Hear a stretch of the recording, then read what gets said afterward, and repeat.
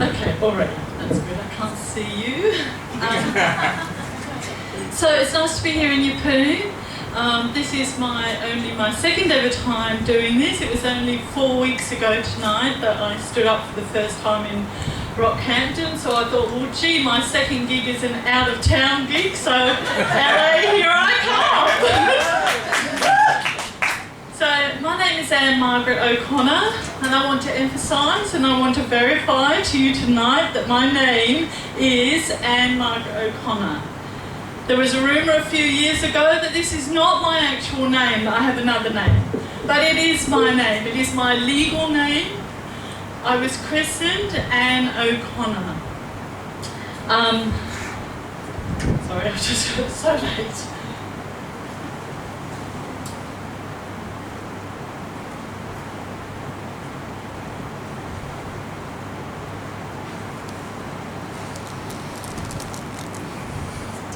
So I was christened Anne O'Connor. Now, Anne-Margaret O'Connor isn't an unusual name, it's not an exceptional name, and it isn't a name that you think somebody would spend their life having trouble with. But my name has been the bane of my life. As a young child I was called Anne, I was christened Anne O'Connor, and my parents would tell my brothers, go and get your sister, or go and bring your sister here, or tell your sister to do this, and it wouldn't happen. And my brothers wouldn't come and call me, and my mum would say, why didn't you call your sister? And they say, we're not allowed to say 4-letter words. And that was something that I was teased at all my life. It followed me all the way through school, that I missed out on things, or I wasn't where I should be. Why not? Because we're not allowed to say her name because it's a 4-letter word. But my parents consoled me and assured me that once I grew up, that would all change, that I would grow up into an adult world.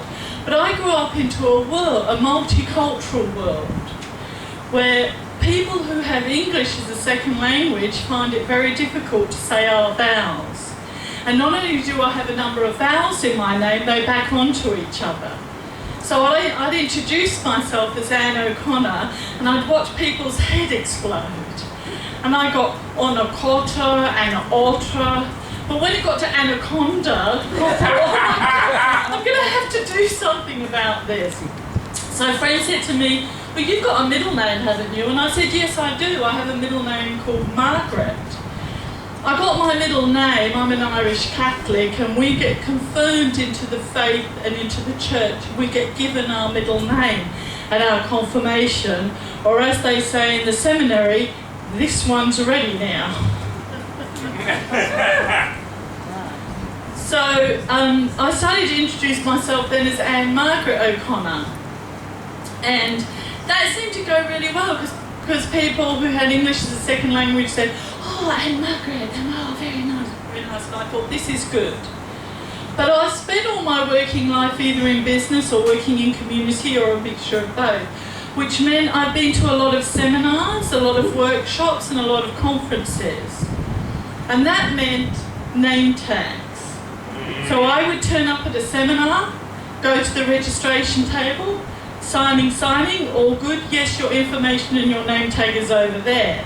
So I'd go and I'd get my name tag, and it said Anne-Margaret O'Connor, and just above there was a one that said Anne O'Connor. And I'd think, what are the chances of that? So I'd go back to the registration table and I'd say to them, I'd like to just ask you about this other registration, or we can't discuss other registrations with you. And I said, no, but I think I've been registered twice.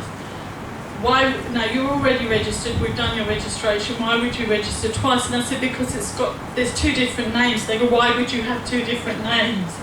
And so I'd have to go into this explanation about, well, you see, my name has got a lot of vowels, and if you've got English as a second language, you can't say it. And everybody goes, ah! And I'd get to the stage where, oh my God! And I've been to seminars and conferences where they're called for a specific reason, and sometimes there's only about like 10 or 12 or 15 of us, and we would be there, and they'd say, we're all here, we're right, ready to start, and then someone would say, oh, hang on, is there an Anne O'Connor here? We're waiting for an Anne O'Connor. But it wasn't just that was frustrating, it's that I've been there, and I've been with people who've got like 15 letters in their second name, and they're all consonants, and they don't have a problem with their name. I've had people who, it is their name, and I don't want to be disrespectful, but it more sounds like they're having trouble breathing. Their names are like, you know, they don't have a problem with their name, but Anne Margaret O'Connor has really been a name that I've struggled with all my life.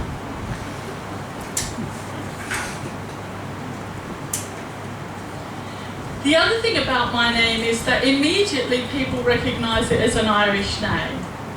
And O'Connor is an Irish name. And people say to me, you don't sound Irish.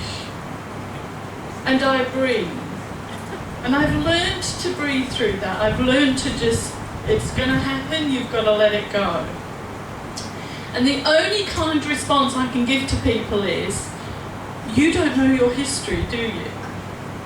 You would not walk up to an American Indian and say to them, you don't live in teepees or shoot buffaloes anymore. You wouldn't go to an Indigenous Australian and say, you don't live in your traditional land anymore. But you could say to an Irish person that they don't sound Irish.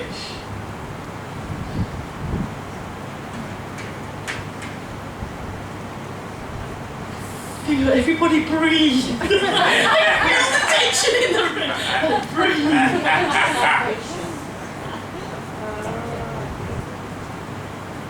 So people find it strange when I talk to them about the racism that I experience as an Irish person, and they look at me and think, racism? You wouldn't be experiencing racism. And they say, oh, don't worry, she's Irish. She's confusing gender equity with racism. And there they have it, slam, all in one go. An Englishman and Irishman.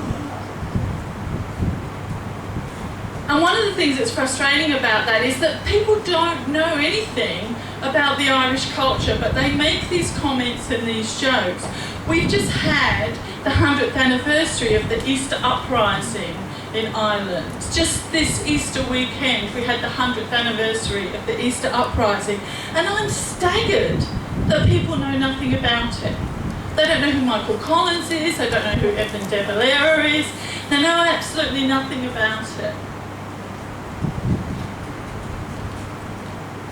And people say to me, yeah, but there's Irish history. It's got really nothing to do with Australia.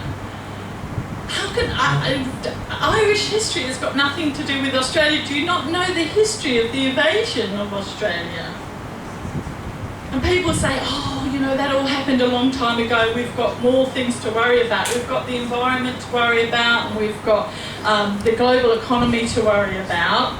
Do you know what we have to worry about? We have young people who can recite verbatim an episode of The Simpsons, but they know very little about the culture of their nation or their region.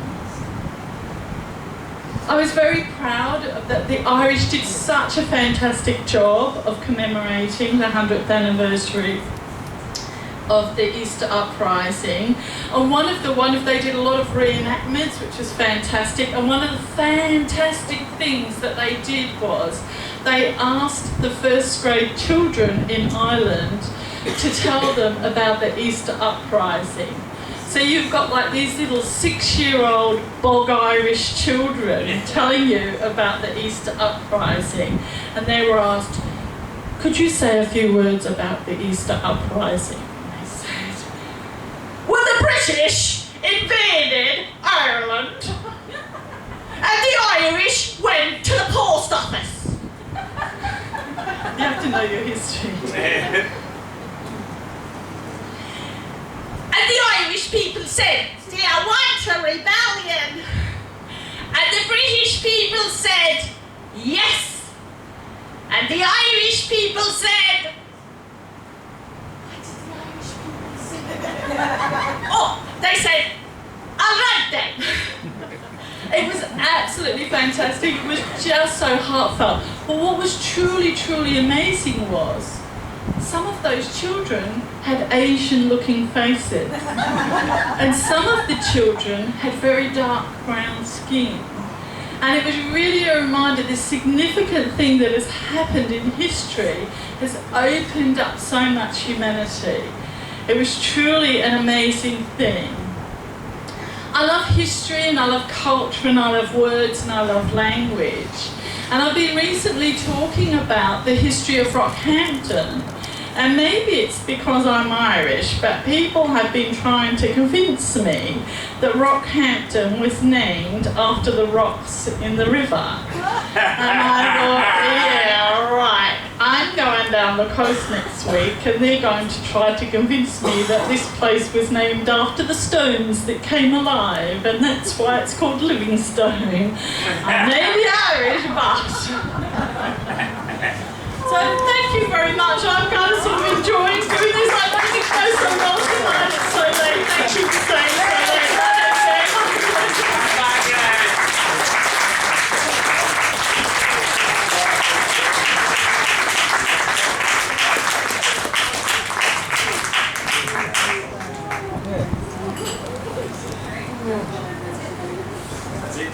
That's it. We're back. Okay, that's it, everybody. Please finish off the nuts at the bar because we don't want them going off. Other than that, thank you for coming. This was great. Thank you all so much. It's wonderful to have you here. We look forward to doing it again at the next opportunity.